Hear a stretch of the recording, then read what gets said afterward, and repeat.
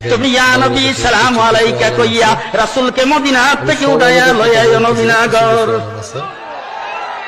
তোমার মতো বিয়াদব গিরগিটির মতো মেঘনা নদী আর তিতাস নদীর পানি দিয়া দূষণ করলো সেই বিয়াদবিক থেকে মিলাদ কিয়াম সম্পূর্ণ বিয়াদবে আসমানের নিচে আর জমিনের উপরে ট্রিট করে দিতাম। আর বাংলাদেশে নির্বাচন আসছে 2026, এই নির্বাচনে অংশ নিয়ে এই আলেম সাহেবে এখন নিজে মিলাদ কিয়ামই শুধু করতেছে না, মাজারে গিয়া, মাজারের ভিতরে গিয়া মাজারকে সামনে নিয়ে মিলাদ কিয়াম করতেছে ভোট পাওয়ার জন্য।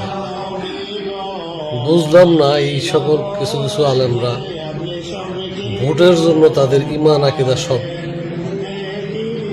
পাল্টায় বলা, তারা চেঞ্জ করে বলা ভোট পাইতে হবে, শুধু ভোট নিতে হবে, নেতৃত্বে যাইতে হবে, ক্ষমতা পাইতে হবে, ক্ষমতার লোভে, ক্ষমতার আশায় তারা সব কিছু ব্যবহার করে। ইসলামের যত নিয়ম কানুন আছে তারা তাদের মতো করে ব্যবহার করে, সকল ফতোয়া তাদের মতো করে ব্যবহার করে।